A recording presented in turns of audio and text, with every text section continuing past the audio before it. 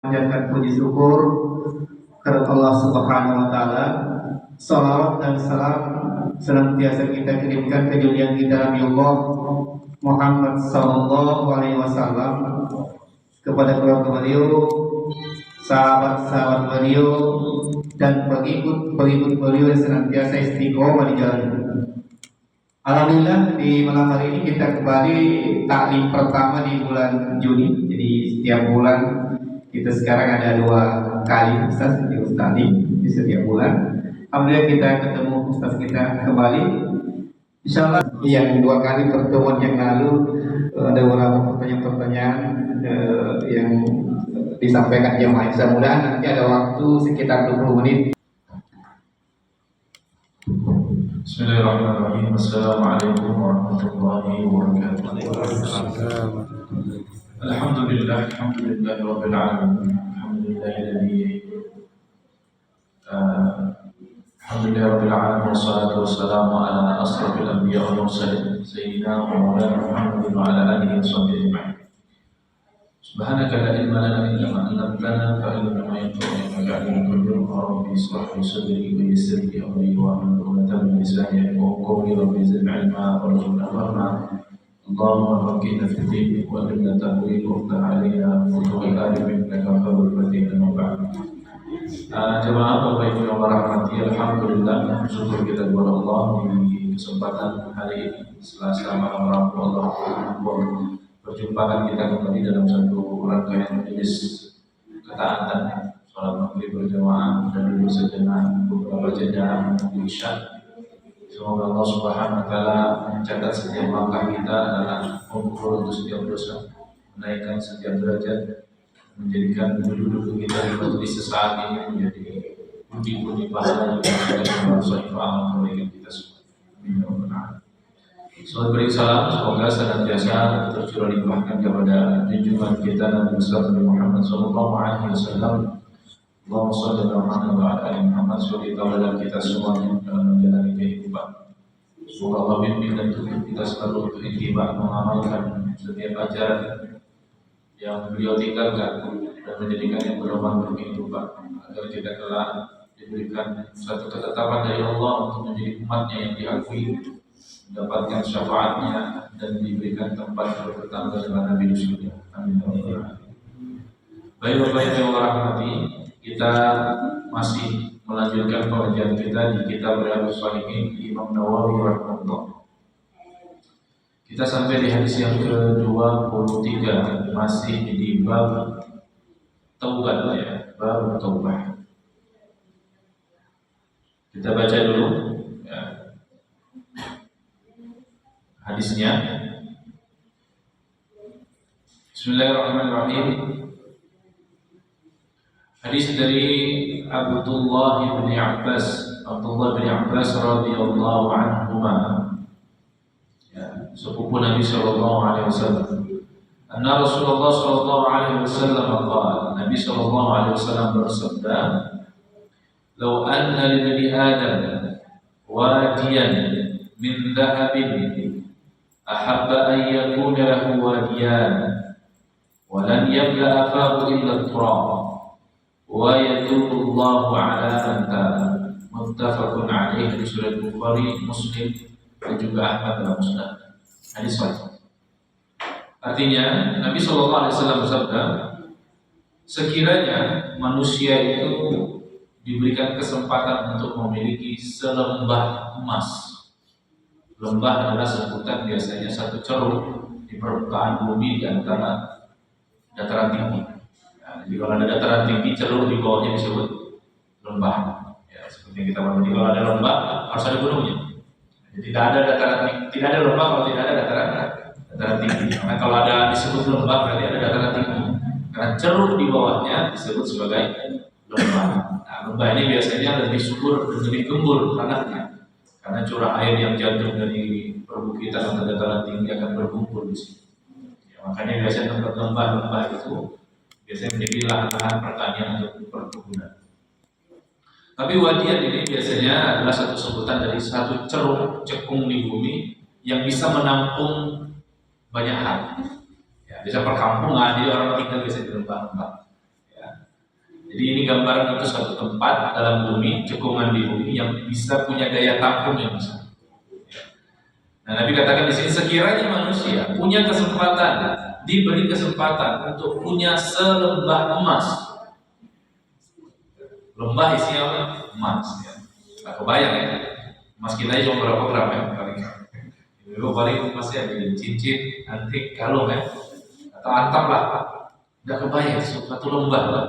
Semuanya apa? Masya Allah. Ahabba ayyakuna lahu wajah. Nah, manusia kalau sudah punya emas sebesar lembah, pasti masih berhasrat punya dua.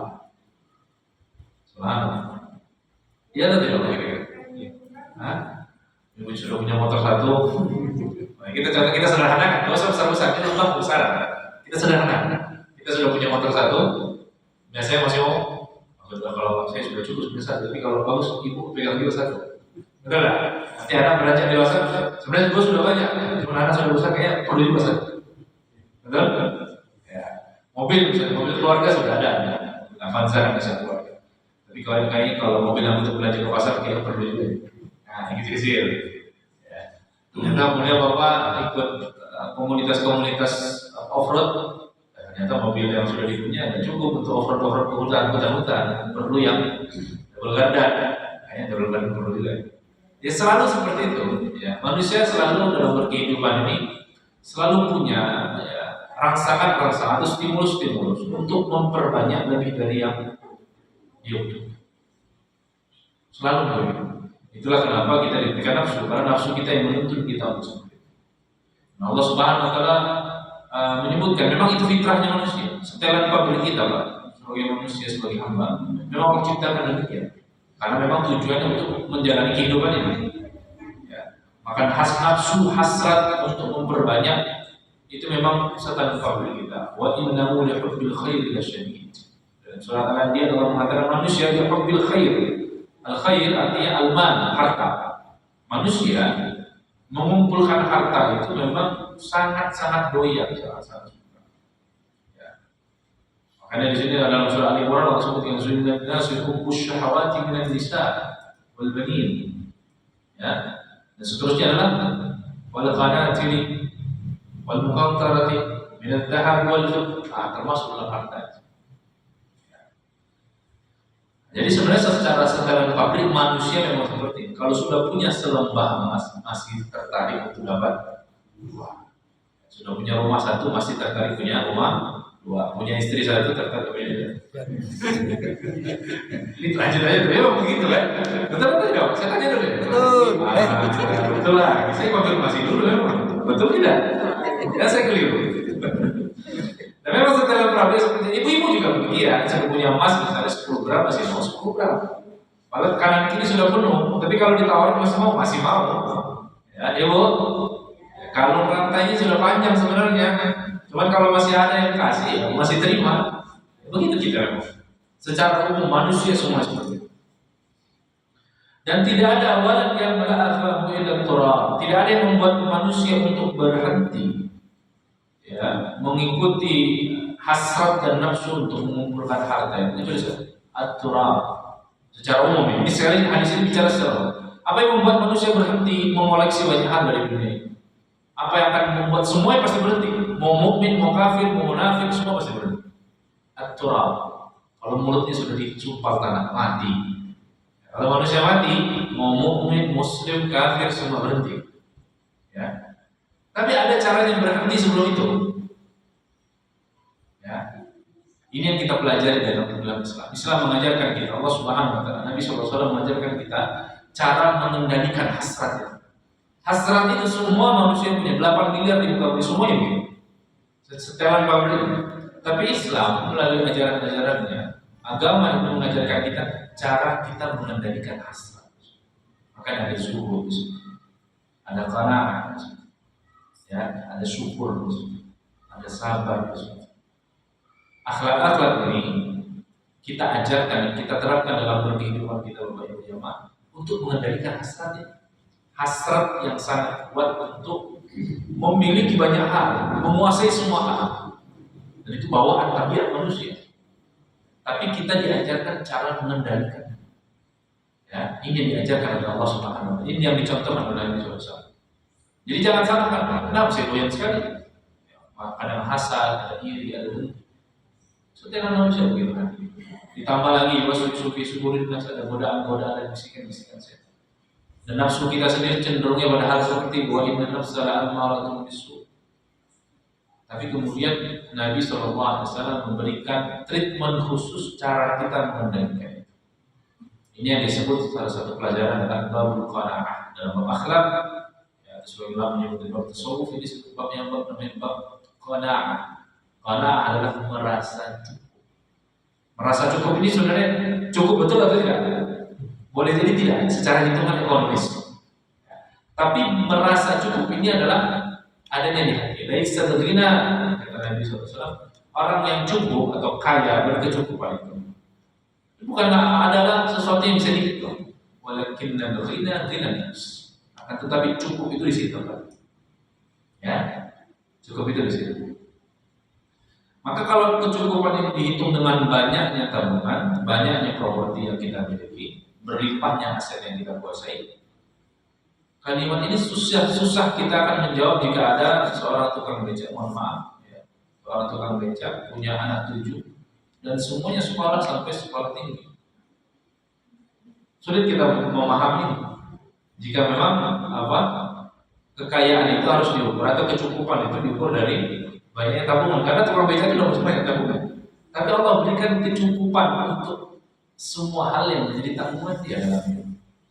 Ya, maka ini yang kemudian Nabi SAW mengajarkan kita untuk kita minta kepada Allah SWT. Allahumma inni as'aluka al-huda wat-tuqa wal-afaf wal-ghina. Ya Allah, aku minta kepadamu al-huda wat-tuqa, ketakwaan, ya, wal-afaf, kehormatan, penjagaan diri, wal-ghina, kecukupan. Al-ghani seringnya diartikan dalam bahasa Indonesia kaya. Ya.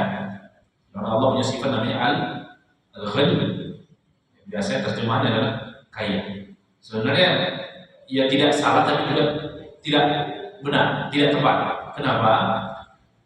Karena dalam perspektif kita sebagai manusia, kita katakan orang itu kaya itu apa?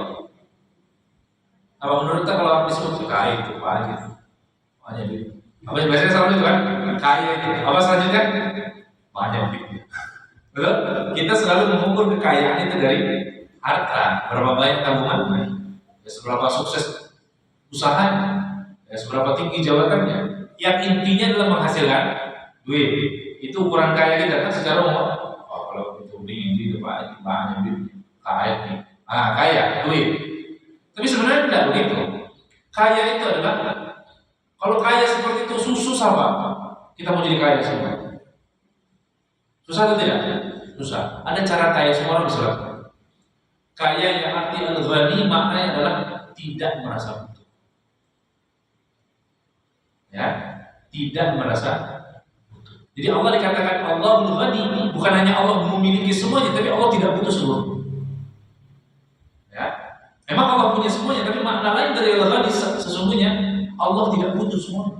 Itulah orang kaya. Maka kita yang tidak punya apapun bisa tetap kaya. Kapan kita disebut sebagai orang yang kaya? Kita tidak butuh banyak hal. Itu tidak disebut orang kaya. Maka kehidupan kita, kalau masih banyak kebutuhan, tak sulit dibilang sebagai orang kaya. Elon Musk, Elon Musk ya, dia punya Tesla, 4.000 triliun juga ya. Hampir APBN Indonesia itu 4.000 triliun, bayangkan. Termasuk Bill Gates, termasuk punya Facebook itu, ribuan triliun. Tapi secara non dia di dalam Forbes memasukkan mereka termasuk orang kaya 10 teratas dunia. Tapi ternyata masih banyak kebutuhan kita. Dia masih mau bangun perumahan di Mars.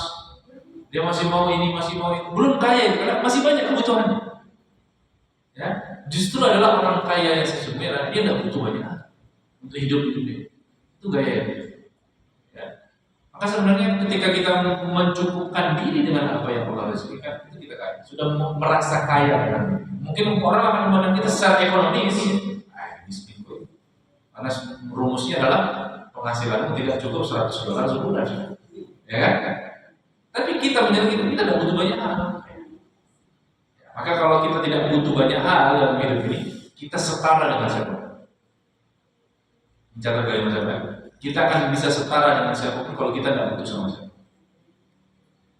Ya, kata Imam Syafi'i rahimahullah suatu ketika saya ini adalah idza kunta dza qalbin qanu'in fa anta wa malikud dunya sawa. Kalau kau punya hati yang qanu itu apa? Merasa cukup. Kalau merasa cukup maksudnya apa? Apa yang ada cukup. Dan dia tidak tertarik dengan apapun yang orang lain punya.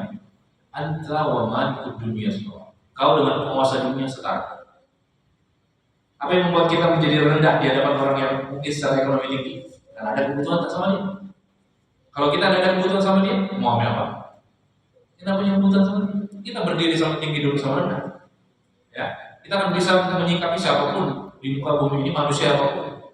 Maka kita tinggi, kita bahkan karena kita beriman, kita berusaha tinggi, kita beriman sama Allah SWT. Maka kita nggak akan silau dengan orang yang punya tabungan ribuan miliar, ya, triliunan. Nah, karena kita nggak butuh sama dia. Selama kita nggak butuh sama dia, Pak, berdiri sama tinggi dulu sama rendah. Tapi kapan ada butuhan sama dia, sudah tidak setara kan? Ya, hatta duit tak ribuan triliun sekali masih ada kebutuhan sama orang, tidak setara kan? Ya, jadi saat kita punya banyak dunia, tapi kita butuh sama orang lain, padahal kita sudah punya ribuan triliun di belakang, sudah tidak setara ya. Kenapa? Karena kita ada butuh sama dia. Tapi kapan kita tidak butuh sama dia, kita berdiri sama tinggi dulu sama dia. Maka kata yang Syafi'i tadi apa? Kalau punya hati yang penuh, qanaah, merasa cukup dari apa yang Allah rezekikan, yang artinya kita hanya menjadikan Allah satu-satunya tempat bersandar. Anta wa malikud dunya sawa. Kau dan penguasa dunia setara. Kayak Imam Ali bin Abi Thalib radhiyallahu anhu mengatakan, "Istagni amman syi'ta takun nadhira." Ya, kalau kau tidak butuh dengan banyak orang, maka kau akan setara. Tapi kata beliau, watruk mimman kana syi'ta takun asir. Tapi kalau banyak kau butuh sama orang, kau akan jadi tawar. Nah, dalam dunia bisnis dan lain-lain, kalau kita banyak butuh, kita tertawa. Ya, dan itu dia. Jadi hadis ini menunjukkan satu pelajaran pertama, memang tabiat manusia itu rakus terhadap wa inna wa yaqulu khairi la syai'. Kita punya satu lembah emas, pengen dua. Ya, pengen dua. Punya dua, pengen tiga. Seterusnya begitu. Dan itu semua prototipe manusia saja. Illa ma rahimahullah. Kecuali yang Allah Subhanahu wa taala rahmati. Tapi Islam mengajarkan kita cara mengendalikan itu. Sebelum nanti pasti terkendalikan, itu mati. Nah, sebelum mati ada cara mengendalikan. Yaitu memiliki sikap qanaah. Dan Nabi bin Abi Thalib radhiyallahu anhu, dalam satu kalimat beliau mengatakan, bagian dari ketakwaan itu ada 4. At-taqwa, beliau mengatakan satu adalah al-iman bil jalil, beriman kepada al-jalil, yaitu Allah Subhanahu wa taala yang Maha Mulia. Wal 'amalu bit tanzil, mengamalkan yang diturunkan, yaitu Al-Qur'an. Wal qana'atu bil qalil, merasa cukup dengan yang sedikit dari yang diberikan Allah. Wastidadul yaumir rahim, dan mempersiapkan diri untuk perjalanan setelah mati. Itulah hakikat dari ketakwaan, teman-teman. Jadi ketakwaan itu 4 simpulnya: beriman kepada Allah, mengamalkan yang Allah turunkan, merasa cukup dari Allah yang Allah rezekikan, dan mempersiapkan bekal untuk bertemu dengan Allah Subhanahu wa taala setelah kematian. Inilah yang disebutkan dalam hadis. Selanjutnya, Nabi SAW mengatakan dari sini, walan yamla afaqu illa turab. Yang membuat manusia semuanya akan berhenti untuk tamak adalah nanti setelah mati. Kalau mati pasti berhenti. Ya, tidak ada yang bisa menutup semua harapan dan impian seorang manusia kecuali kematian. Hasrat, ambisi, semua akan berhenti ketika mati. Ya, ada yang bangun gedung 1000 tingkat baru 2 tingkat jadi mati dia besok, selesai, terkubur itu. Tapi ada juga yang kemudian ada cara kita berhenti sebelum mati adalah mengingat kematian itu sendiri. Ya, makanya banyak ulama mengatakan dzikrul maut tuhyil qulub, mengingat mati menghidupkan hati. Ya, nisyanul maut tumitul qulub, lupa mati mematikan hati. Ya, ingat mati menghidupkan hati, lupa mati mematikan hati. Maka mati sebelum mati adalah orang yang melupakan mati itu sendiri. dia akan mati sebelum. Apanya mati? Maka cara kita kemudian mengerem, membuat ambisi hasrat kehidupan kita adalah banyak mengingatkan. Ya, banyak ya. Kita salah satu Nabi SAW, kuntu nahaitukum an kuntu nahaitukum an ziyaratil kubur fazuruha. Kata Nabi, dulu aku larang kalian berziarah kubur, sekarang berziarah. Fa innahu tuzakkirukumul maut. Karena yang mengingat mati itu akan mengingatkan kalian urusan akhirat. Ya. Makanya kata Nabi dalam hadis yang lain, fa'aksiru dzikra hadimil ladzat. Perbanyaklah oleh kalian mengingat kematian. Kenapa? Orang kalau besok bayang kepalanya ini terbayang besok dia begitu mati, Pak. Ditawarkan emas 1 lembar malam ini masih mau terima aja. Nah, Bapak sudah pasti bayangkan dulu kita pada berandai-andai. Kita sudah dapat jadwal jam 7 besok pagi mati. Saya tawarkan Pajero malam ini masih mau. Masih tertarik kan? Masih tertarik kan? Enggak, tapi dipakai, dimiliki gitu. Buat apa besok jam 7 mati kan besok jam 7? Sudah jadwal. Tertarik nggak malam ini cash Pajero langsung diantar ke rumah? Masih tertarik? Enggak, untuk dipakai sendiri. Tertarik? Bukan untuk dikasih, bukan untuk investasi, bukan. Untuk dipakai sendiri. Masih tertarik? Enggak. Gila itu kalau masih tertarik itu. Kenapa?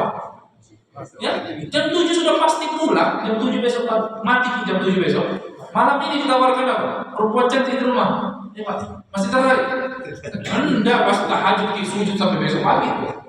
Enggak tertarik lagi, Pak. Kenapa? Itu tadi kematian bisa jadi cara yang efektif meredam, mengerem hasrat kemudian. Itu cara.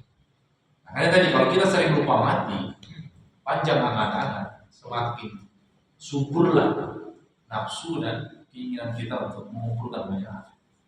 Tapi semakin pendek pandangan kita tentang kehidupan, semakin kita tidak tertarik dengan banyak hal. Ya, semakin kita tidak tertarik. Suatu ketika ada satu riwayat, ada kisah dari bicara banyak muarikh pada saat sejarah. Seorang khalifah Bani Abbasiyah namanya Harun al-Rasyid, rahimahullah.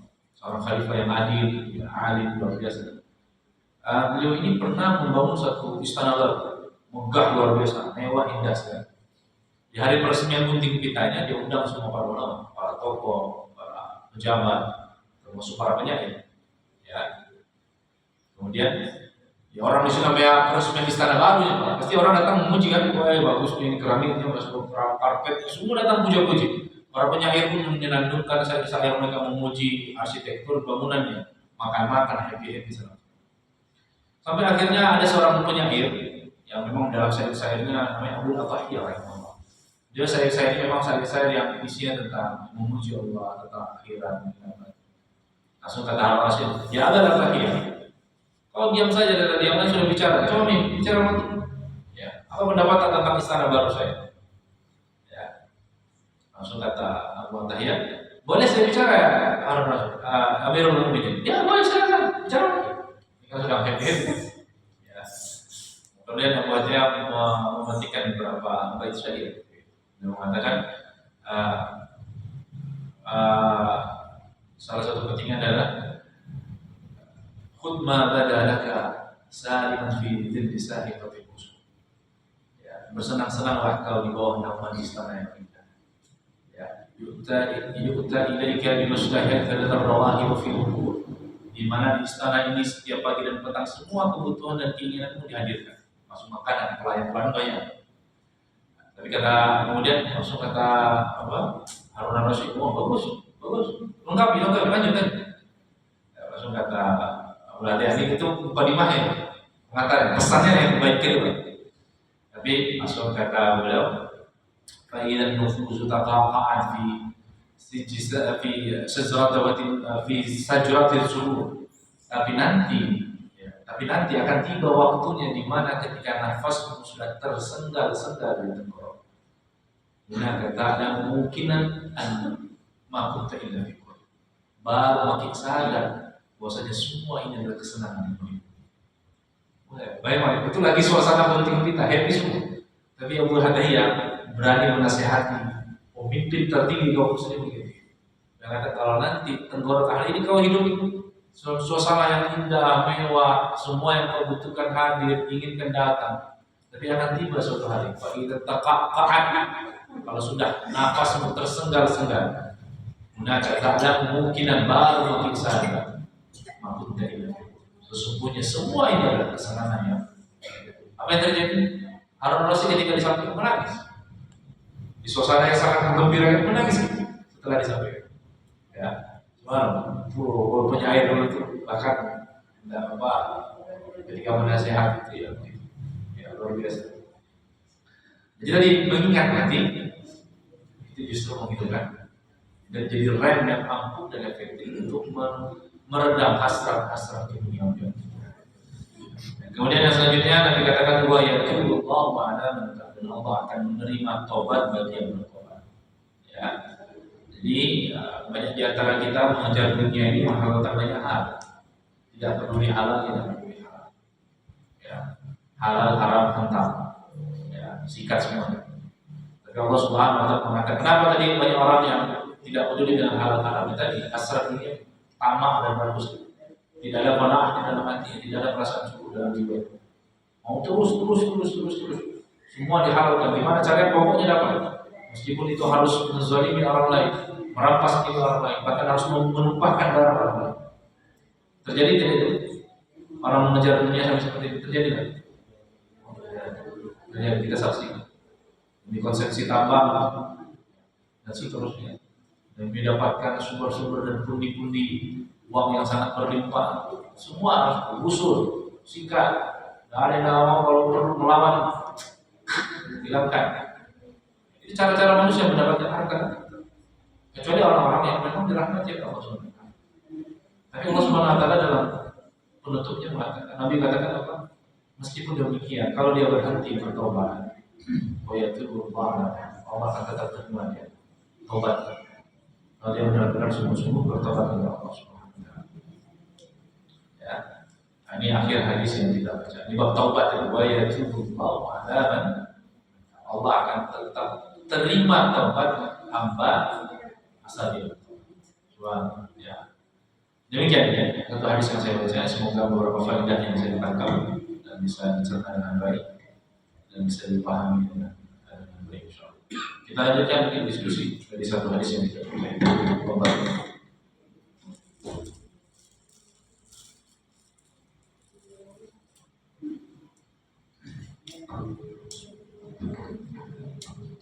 Ya, ada barangkali yang mau pegang Bapak Ibu di belakang. Jemaah, Ibu, ada saya silakan. Assalamualaikum warahmatullahi wabarakatuh. Saya teringat ada ayat juga bahwa kalau manusia itu senantiasa selalu di perasaan takut akan harta tidak ada, takut kemiskinan, takut sakit, takut sendiri. Dan saya melihat kalau kita lihat ini kehidupan, masing-masing orang ada cobaannya. Orang kaya banyak uangnya, tapi lagi cobaannya. Orang miskin tidak ada uangnya, tapi lagi juga cobaannya. Jadi saya selalu melihat bahwa kehidupan ini selalu ada baik dan buruk, cobaan. Jadi misalnya, dan ada juga ayat pernah saya baca bahwa Allah lah yang memurahkan rezeki seseorang. Jadi bagaimana kira-kira tanggapan Pak Ustaz atas perbandingan ayat yang biasa saya dengar? Terima kasih. Ya, Bismillahirrahmanirrahim.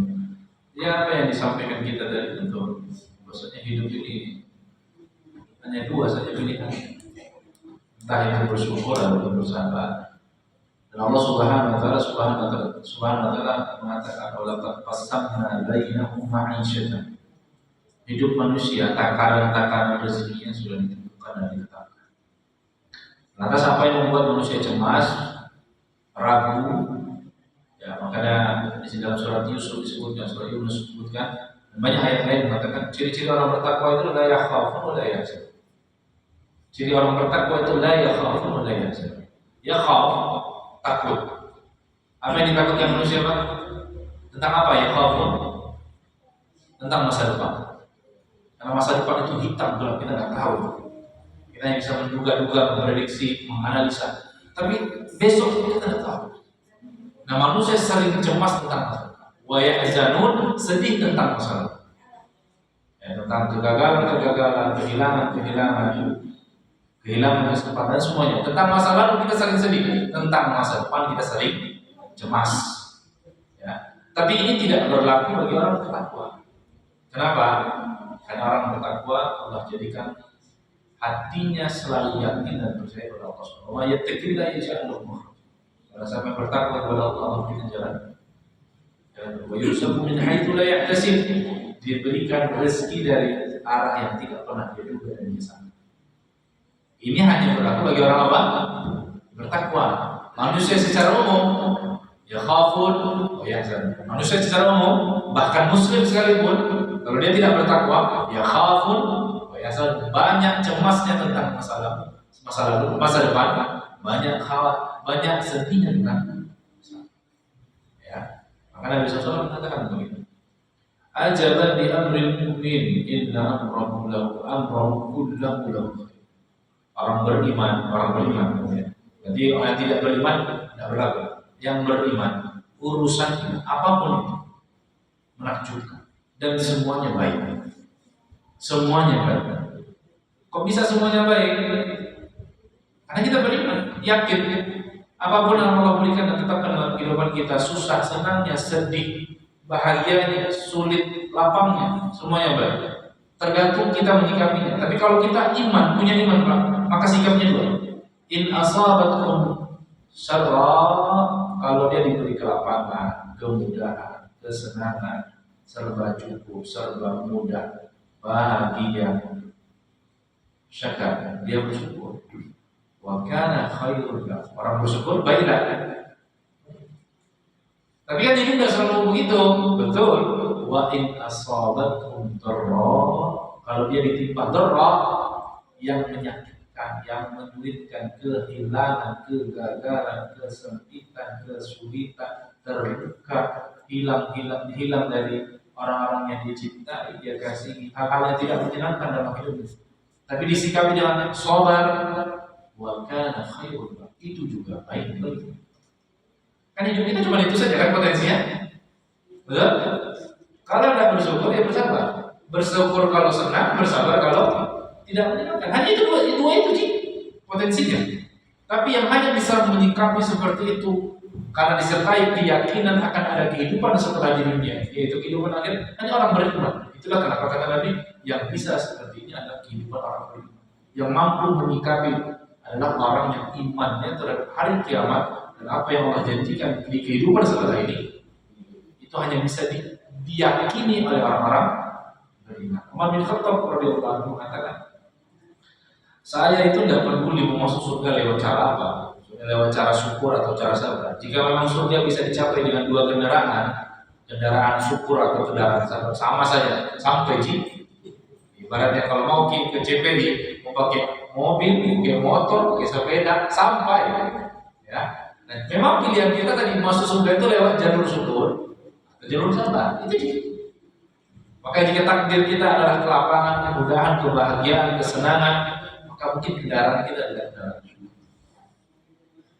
Tapi jika memang hidup kita yang Allah takdirkan dan tetapkan adalah kesulitan, kesempitan, kesedihan, ya, ketidakmudahan, kita bersabar menjadikan kendaraan kita adalah sabar, maka kita tidak akan sampai ke surga yang syukur.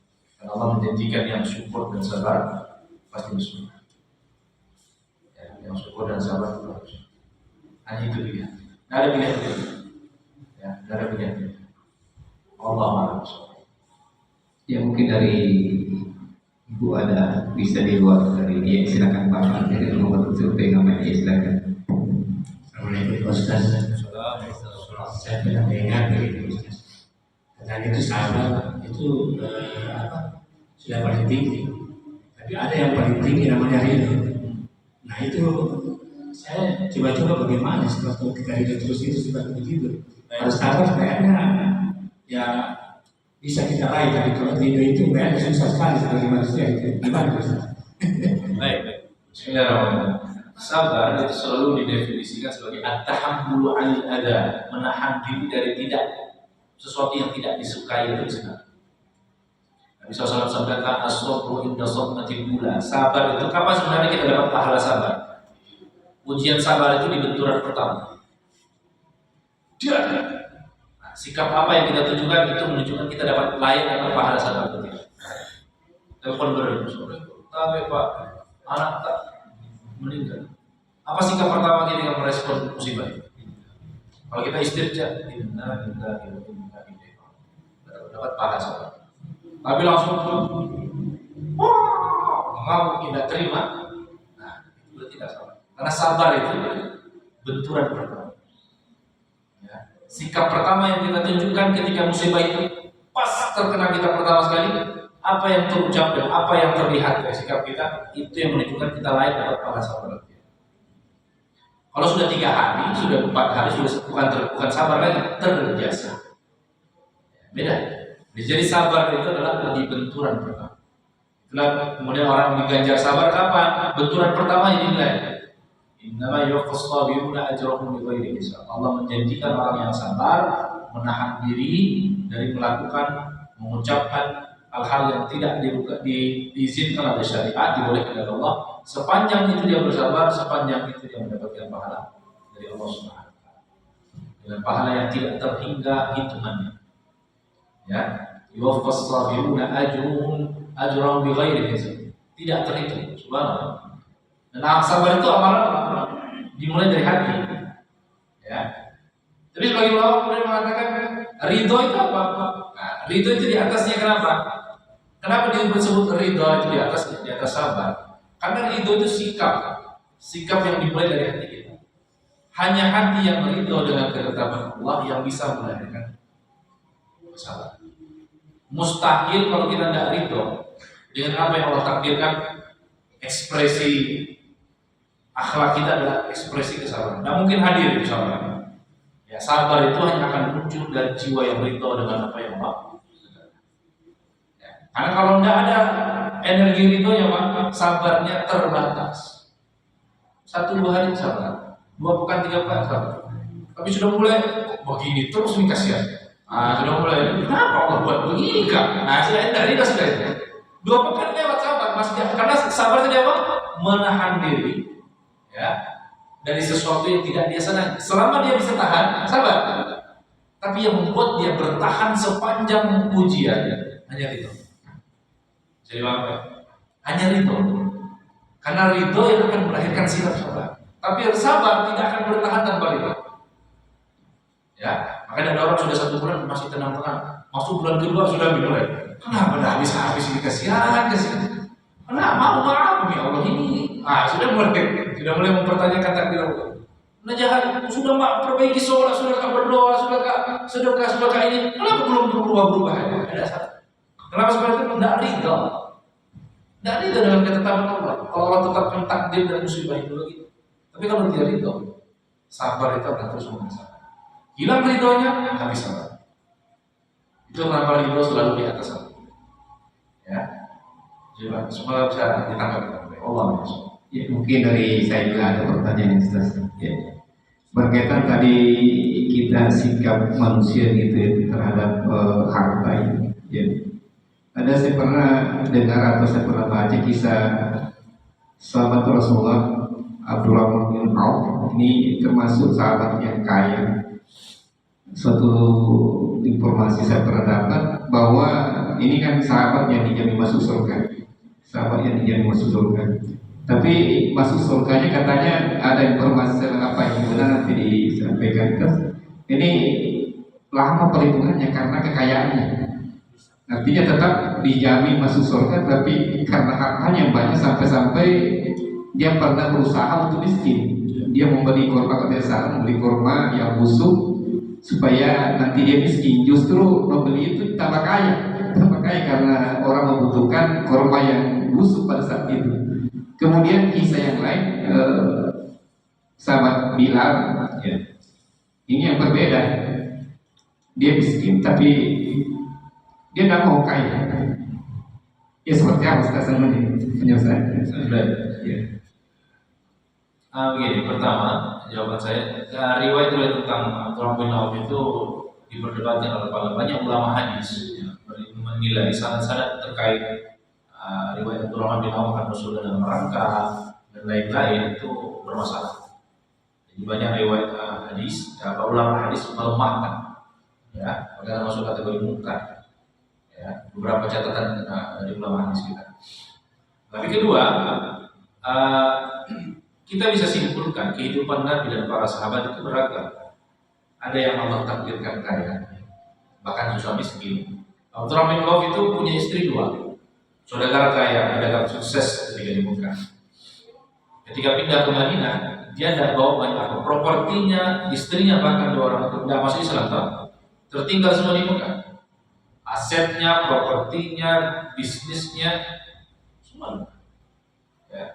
Maka dia ketika pindah ke Madinah itu tidak punya apa-apa, kosong. Ya, mungkin hanya baju secukupnya dan beberapa kebutuhan yang memang mendesak di bawah.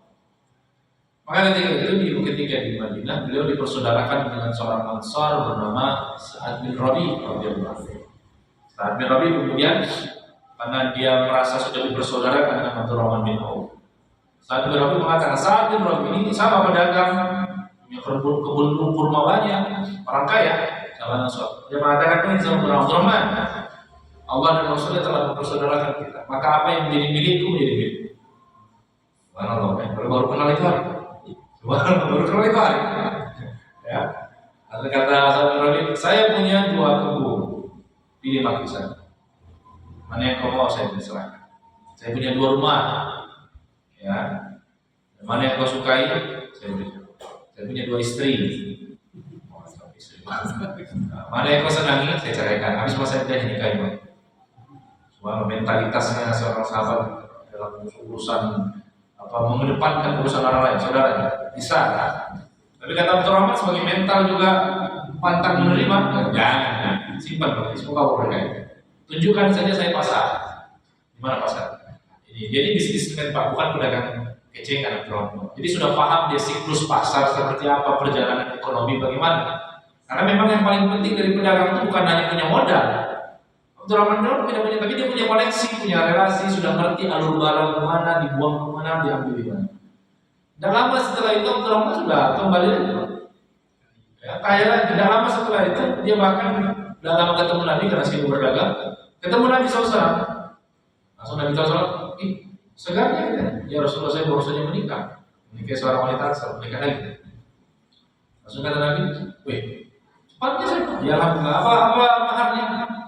Emas itu tidak besar jadi sebesar kurma aja. Sebagai mahar emas sebesar kurma, berapa gram? Langsung, wali mahar. Wah, belum cukup, ini masih baru mulai merintis lagi dia ini. Belum cukup Rasul. Ya awlim walau bisa, kata Nabi. Bikinlah walimah meskipun cuma memotong seekor kambing, kasih banyak kuahnya. Ya, ini kata Nabi, bikinlah acara walimah resepsi meskipun cuma memotong seekor. Akhirnya Abdurrahman bikin walimah. Itu beberapa tahun setelah, baru di awal-awal di Madinah.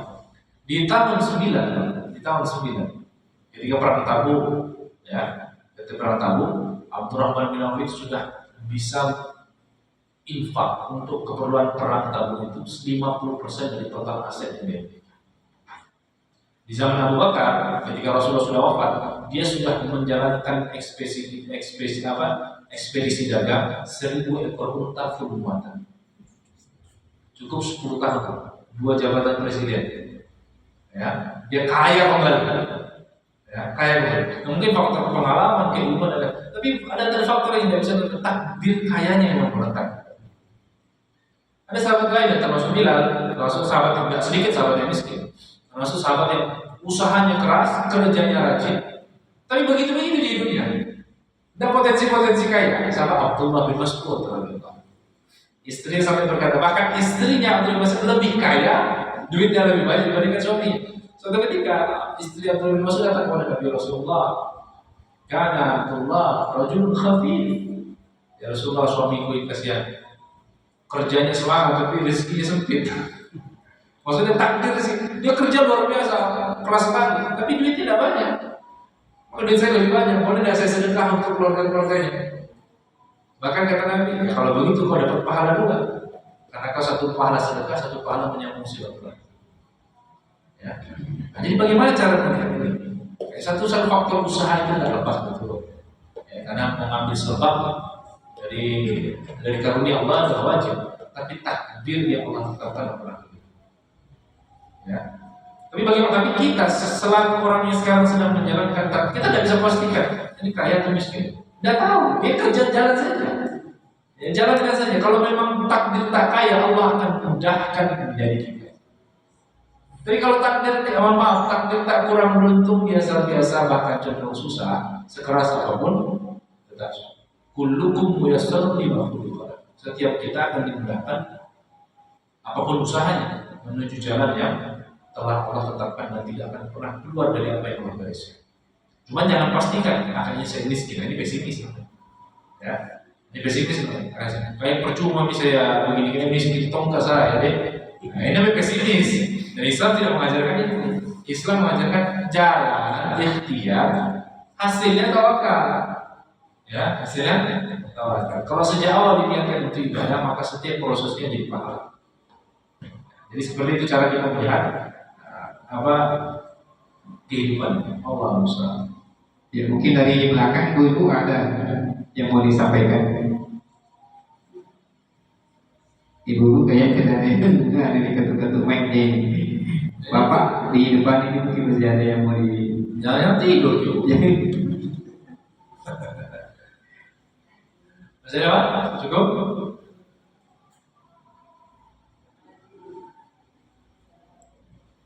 Kalau begitu saya lagi masih ada waktu Ustaz. Yang menyikapi tadi katakan kita seperti hadis tadi. Ya. Yang sampai disalahartikan begitu Ustaz, ya masih disalahartikan dalam artian seperti tadi disampaikan. Kalau begitu saya seperti kondisi sekarang, artinya jangan sampai kita menerima, tidak mau lagi berusaha karena mendengar misalnya di situ kita seolah-olah memburu harta, kita dikasih harta begini kemudian kita lagi. Yang penting mungkin sumbernya yang halal. Artinya tidak memburu hal-hal yang menyimpan dari kita mencari rezeki mungkin tidak halal, itu yang perlu barangkali. Bagaimana itu Ustaz? Jika kita merasa cukup, ya tidak berambisi mengejar lebih jauh, maka itu baik. Sebagaimana Nabi SAW. Nabi SAW setelah diangkat menjadi Nabi dan Rasul, fokus beliau ya urusan akhirat saja. Ya.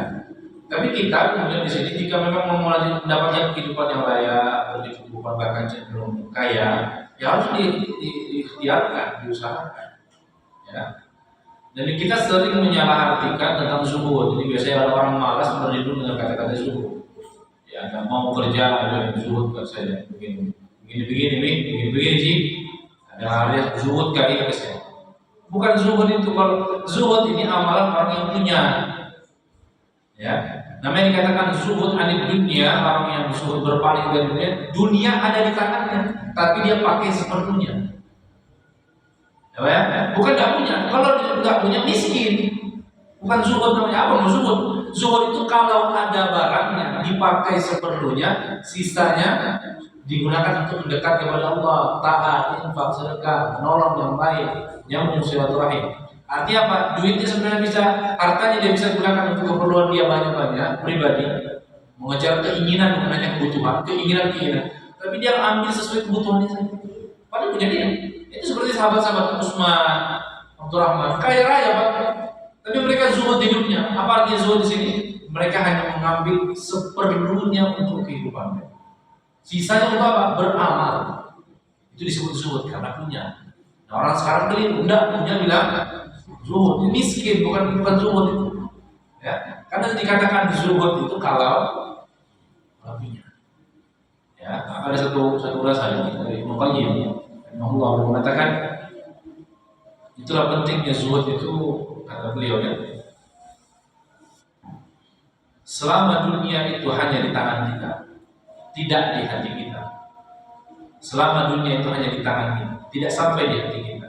sebanyak apapun yang ada di tangan tidak membahayakan. Nabi SAW mengatakan, "Ni'mal malu salih fi yadi abdis salih." Harta terbaik itu di tangan orang saleh. Kenapa? Karena ngerti uang itu untuk apa dan kewajibannya bagaimana. Jadi jangan sampai kita setelah ngaji begini jadi malas kaya, salah. Kalau memang potensi tak kaya, kayakan diri kita. Karena apa? Orang soleh yang kaya ngerti duit itu apa. Untuk infak, bantu kanan kiri, menyambung silaturahmi, santun yatim piatu. Kewajibannya dia tahu. Ada zakat di situ, ada zakat malnya, zakat dagangnya, zakat ini. Dia tahu. Kata Nabi, harta terbaik di tangan orang soleh. Kenapa? Dia tahu fungsinya harta itu untuk. Tapi kata Ibnu Qayyim itu dia bilang, jadi dunia kalau cuma di tangan sebanyak apapun dia, selama tidak di hati tidak bahaya. Tapi dunia kalau sudah di hati, meskipun tidak ada di tangannya apa-apa, berbahaya.